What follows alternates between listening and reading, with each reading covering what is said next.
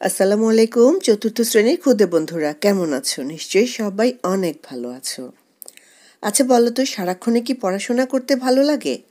না, আসলেই কিন্তু ভালো লাগে না। মাঝে মধ্যে একটু ঘুরে আসলে কেমন হয়? অনেক মজা হয়, তাই না? তো তোমাদের বাংলা বই কিন্তু এমনই একটি গল্প আছে যে ঘুরে আসি সোনারগাঁও। সোনারগাঁওর নামটা শুনেই কি মনে হচ্ছে না যে সোনারগাঁও আসলে দেখতে কেমন? এটা কি সোনা দিয়ে মোড়ানো কোনো গ্রাম? না বন্ধুরা, এটা কিন্তু সোনা দিয়ে মোড়ানো কোনো গ্রাম নয়। এটা খুবই সুন্দর একটি জায়গা। আর এটি কিন্তু আরও একটি ঐতিহাসিক স্থান। তো তোমরা কিন্তু তোমাদের বইয়ে গল্পটা পড়েছ, আর এখান থেকেই আমি একটি রচনা তৈরি করেছি। রচনাটির নাম হচ্ছে ঘুরে আসি সোনারগাঁও অথবা সোনারগাঁও। তাহলে চলো শুরু করা যাক রচনাটি, আর আমরা দেখি সোনারগাঁওয়ে আসলে কি আছে। ভূমিকা: বাংলাদেশ একটি প্রাচীন ও সমৃদ্ধ জনপদ। এদেশে ছড়িয়ে ছিটিয়ে আছে বিভিন্ন প্রত্নতাত্ত্বিক নিদর্শন, যেগুলো বর্তমানে দর্শনীয় স্থান হিসেবে প্রসিদ্ধ। এমনই একটি দর্শনীয় স্থান সোনারগাঁও। অবস্থান: ঢাকার দক্ষিণ পূর্ব দিকে প্রাচীন নগরী সোনারগাঁও অবস্থিত। ঢাকা থেকে সোনারগাঁওয়ের দূরত্ব ২৭ কিলোমিটার। এটি নারায়ণগঞ্জ জেলার একটি দর্শনীয় স্থান। গুলিস্তান যাত্রাবাড়ি পার হয়ে ঢাকা চট্টগ্রাম সড়ক ধরে কাঁচপুর ব্রিজ পেরিয়ে মোগরাপাড়া বাসস্ট্যান্ডে নেমে সামনে এগুলেই সোনারগাঁও। ঐতিহাসিক গুরুত্ব: সোনারগাঁওয়ের পূর্ব নাম সুবর্ণগ্রাম। ঢাকার আগে সোনারগাঁও ছিল দক্ষিণ পূর্ব বাংলার রাজধানী। ঈশা খাঁ ছিলেন এই অঞ্চলের শাসক। ঈশা খাঁ তার স্ত্রী সোনা বিবির নাম অনুসারে এই অঞ্চলের নাম রাখেন সোনারগাঁও।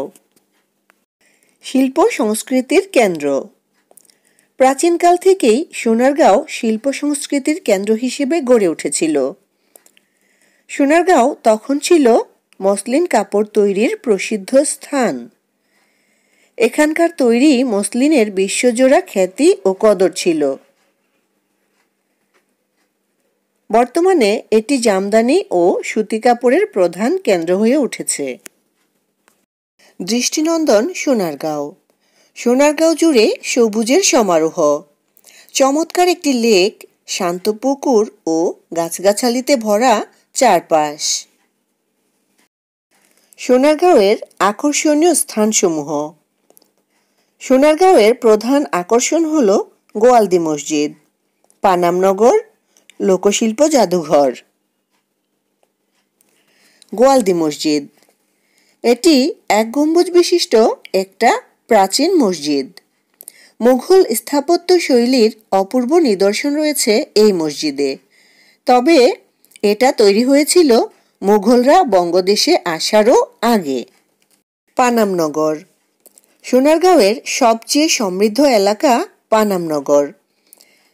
এটি যেন নগরের মাঝে আরেকটি নগর। এখানে একটা মাত্র রাস্তা।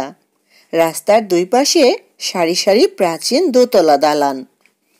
দালানগুলো প্রায় ১০০ বছরেরও আগের তৈরি। দালানগুলো অভূতপূর্ব স্থাপত্যশৈলী আর দৃষ্টিনন্দন কাজ নিয়ে আমাদের সংস্কৃতির নিদর্শন হিসেবে সগর্বে মাথা উঁচু করে দাঁড়িয়ে আছে।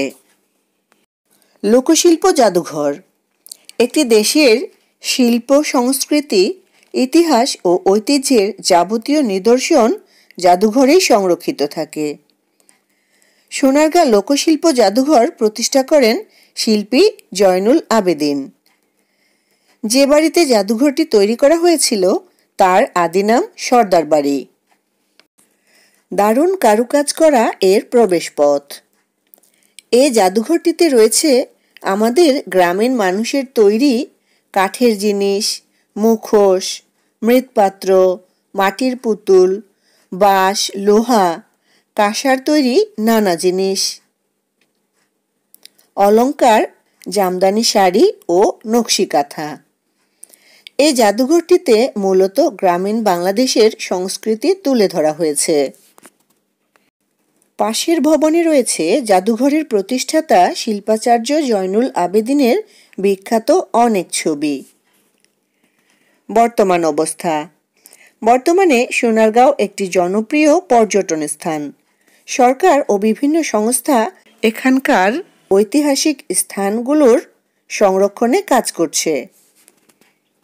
উপসংহার: সোনারগাঁও শুধু একটি ঐতিহাসিক স্থানই নয়, এটি বাংলার সাংস্কৃতিক ঐতিহ্যের একটি জীবন্ত নিদর্শন। তাই এই স্থানটি দেখার জন্য প্রতি বছর হাজার হাজার পর্যটক এখানে আসে। তো বন্ধুরা, তোমরা কিন্তু মনে করো না যে এতটুক আলোচনাতেই সোনারগাঁয়ের সৌন্দর্য কমপ্লিট হয়ে গেল বা তোমাদের জানা হয়ে গেল অথবা দেখা হয়ে গেল। আমি তো শুধু রচনাটা তোমাদের বাংলা বইয়ের যে গল্প আছে তার আলোকে লেখার চেষ্টা করেছি। আর তোমরা যদি সোনারগাঁয়ের সৌন্দর্য উপভোগ করতে চাও, তাহলে তোমাদের বার্ষিক পরীক্ষা শেষ হলে তোমাদের বাবা মায়ের সাথে নারায়ণগঞ্জ জেলার এই ঐতিহাসিক স্থান তথা দক্ষিণ পূর্ব বাংলার রাজধানী সোনারগাঁওয়ে এসে ঘুরে দেখে যেতে পারবে এবং তখনই বুঝবে যে সোনারগাঁ আসলে কত সুন্দর জায়গা এবং এর স্থাপত্য শৈলী আসলেই কতটা সুন্দর। আর হ্যাঁ বন্ধুরা, তোমাদেরকে যে বললাম এসে দেখে যেও, কেন বললাম জানো? এই কারণে বললাম যে আমার বাড়ি কিন্তু এই নারায়ণগঞ্জ জেলাতেই।